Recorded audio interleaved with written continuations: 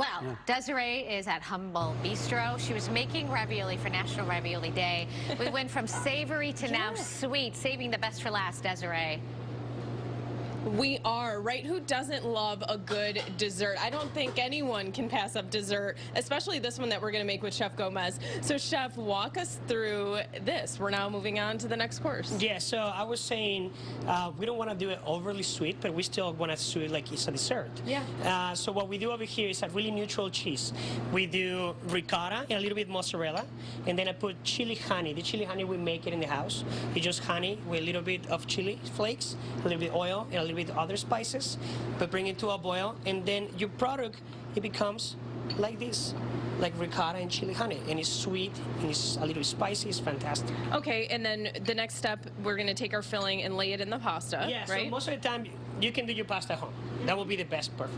But if you don't have 30 minutes, you don't have an hour and a half, right? You only have 25 minutes, then you can buy the product at the restaurant, I'm sorry, at the store. We'll get our pasta sheets. That's an easy way to do it. Exactly. So now you divide it a big square.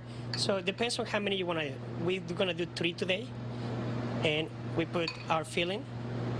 And with a bigger pasta sheet, we can do a little bit more filling than we were doing earlier with the dinner dish. That's the key about the ravioli. The key about the ravioli is to not be scared about what you're doing. Why? Because I still is going to end up in our bellies. So Yeah. it's not a problem. So now you just fold, right? We're going to take the air out with our hands close to the filling.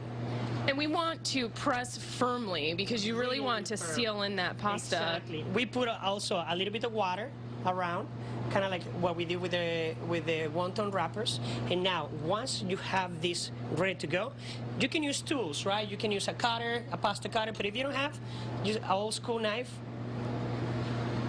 So we're going to divvy that up, make them nice and square. Whatever shape you want. Okay.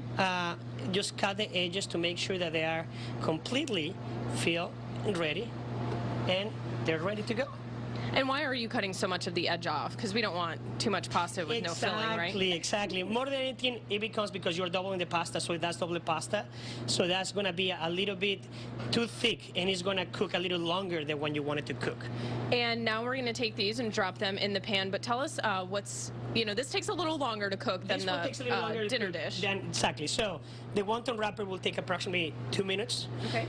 This one is going to take approximately 3 to 5 minutes, depending on your pasta. So if we can look over your shoulder here, we had our butter in the pan. Yeah, so you have butter, but what I did with the butter is actually almost make it brown butter because it's going to give a nutty flavor to it. It's going to be really well with the ravioli. And what we're going to do, we're just going to drop it right here.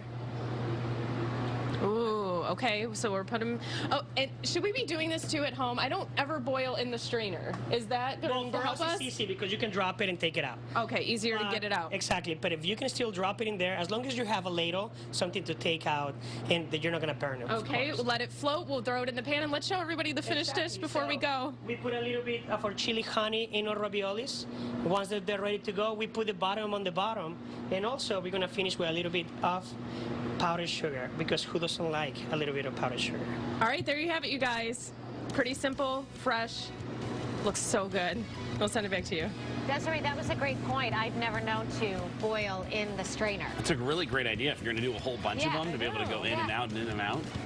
Okay, enjoy, girl. So many great tips, but you got to check them out. East High Street. Thank you. We'll be right back, everyone.